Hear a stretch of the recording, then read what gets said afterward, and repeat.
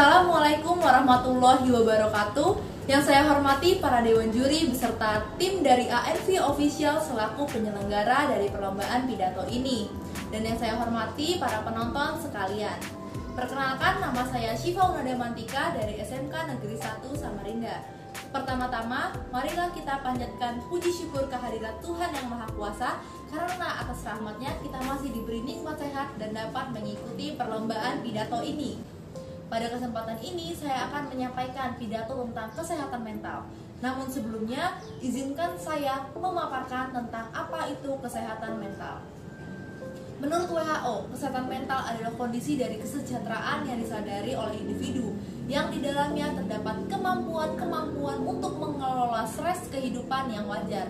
Jadi, dapat kita pahami bahwa kesehatan mental merupakan kondisi dari diri yang tidak dapat dilihat secara fisik, melainkan hanya bisa dirasakan dari dalam diri sendiri. Kesehatan mental dapat kita katakan sebagai software dari diri.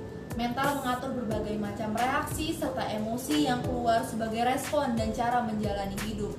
Dapat diibaratkan, jika sebuah gadget memiliki software yang baik, maka gadget tersebut dapat berjalan dengan baik. Namun, jika software yang dimiliki ternyata mengalami cacat atau bahkan kerusakan, maka gadget tersebut tidak dapat berjalan secara normal. Begitu juga dengan diri sendiri. Jika mental kita dalam kondisi yang sehat, maka kita bisa menjalani kehidupan dengan baik. Begitu pula sebaliknya. Pada dasarnya, manusia adalah makhluk sosial. Seluruh manusia pasti menjalani kehidupannya dengan cara bersosialisasi dengan manusia yang lain. Seperti yang telah saya katakan sebelumnya, kondisi mental yang baik akan diikuti oleh kehidupan sosial yang baik juga. Lalu, bagaimana cara agar kita bisa memiliki mental yang sehat? Jawabannya adalah dengan membangun lingkungan serta hubungan yang sehat. Contohnya adalah hubungan dengan orang-orang yang selalu ada di sekitar kehidupan kita, yaitu keluarga dan teman, bahkan termasuk juga dengan diri kita sendiri. Dari 3 komponen tadi akan terbentuk lingkungan serta hubungan yang bisa kita sebut sebagai rumah bagi diri sendiri serta mental yang kita punya.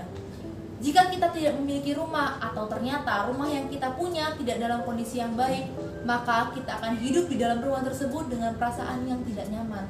Mental juga membutuhkan sosok rumah untuk melepaskan segala penat dan beban yang ada. Mental juga membutuhkan tempat dan sosok yang aman dan nyaman.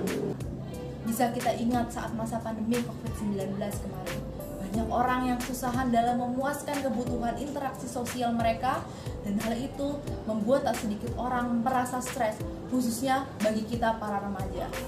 Saat itu, para anak-anak yang baru saja menyiapkan diri untuk menikmati masa remajanya terpaksa dikurung di dalam rumah. Bahkan untuk sekedar melakukan kewajiban sekolahnya saja harus tetap dilakukan di dalam rumah.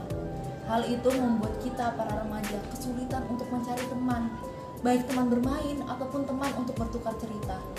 Tapi tak bisa dilupakan juga bagaimana jatuhnya keadaan perekonomian pada masa itu, yang membuat banyak orang-orang dewasa terpaksa di PHK dan kehilangan pekerjaannya.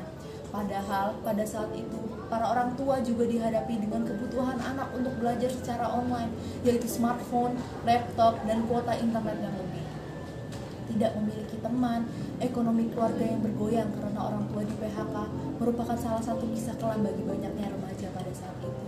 Belum lagi dengan tambahan-tambahan cerita kehilangan anggota keluarga yang menjadi korban dari ganasnya virus COVID-19 si penguasa di tahun 2020 sampai 2002 itu semakin membuat banyak mental orang tidak stabil bahkan terganggu. Selama kurang lebih 2 tahun, orang-orang dibuat muak dengan mencuatnya berbagai berita yang memprihatinkan, mulai dari terus bernaiknya angka korban meninggal karena virus, banyaknya orang yang di PHK, mulai bergugurannya para tenaga medis, meningkatnya angka perceraian, ramainya berita bunuh diri, dan meningkatnya kasus kriminal. Banyaknya berita buruk dan ujian yang datang membuat psikologis terganggu, khususnya bagi kita para remaja yang saat itu masih belum bisa mengatasi masalah yang datang secara bijak. Bahkan menurut penelitian yang dipublikasikan di JAMA Pediatrics menemukan bahwa depresi dan kecemasan pada anak dan remaja meningkat sebanyak 2 kali lipat dibandingkan sebelum masa pandemi. Studi ini juga menemukan bahwa anak-anak yang lebih tua ternyata mengalami dampak yang lebih parah. Menurut para peneliti, kemungkinan hal ini ikut dipengaruhi oleh masa pubertas mereka. hormon yang sedang tidak stabil, hilangnya figur rumah, dan ditambah dengan banyaknya tertepaan berita-berita buruk, semakin membuat remaja seakan tak ada kekuatan selain dirinya sendiri. Dan akhirnya hal itu membuat para remaja kehilangan motivasi. Hal itu bisa dibuktikan dengan banyaknya anak-anak yang tidak semangat atau bahkan malas mengikuti kelas belajar online-nya. Terlambat bahkan tidak mengumpulkan tugas sekolah, berbuat curang setiap ujian, cenderung diselimuti perasaan hati yang buruk, dilanda perasaan tidak percaya diri, dan tak sedikit yang merasa insecure atau bahkan tidak berharga. Tak ada satupun yang bisa kita salahkan pada masa-masa itu. Orang tua dan anak sama-sama menanggung beban yang berat. Namun, bersyukurnya itu adalah kisah panjang yang telah kita lalui. Perlahan keadaan sudah mulai berubah dan telah kembali ke sedia kala.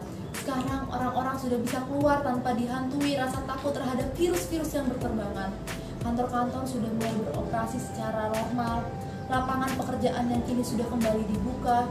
Kegiatan sekolah yang sekarang sudah diizinkan dilakukan secara offline. Para remaja yang sekarang sudah bisa bermain-main dengan teman-temannya. Para orang tua pun yang kini sudah bisa kembali menafkahi keluarganya. Dengan ini, saya mengajak teman-teman dan para penonton untuk kembali memulihkan rumah bagi mental kita yang kemarin sempat kacau dan terbengkalai. Kini, saatnya kita mulai membuka diri dengan cara mencari, memilih, dan memilah teman yang baik. Memperbaiki komunikasi yang baik dengan keluarga. Dan yang utama, kita harus kembali memperhatikan diri dan menyayangi diri sendiri. Jika kita melakukan itu semua, kita bisa kembali mendapati rasa percaya diri, kita akan mulai merasa berharga dan disayangi, kembali menemukan potensi-potensi diri yang sempat terkubur, dan secara tidak langsung kita akan mulai merasakan kehidupan yang ringan dan menyenangkan. Selanjutnya, tugas kita hanyalah tetap menjaga dan merawat rumah dari kesehatan mental kita agar tetap dalam kondisi yang baik dan prima, agar bisa menjadi hunian yang nyaman bagi mental kita.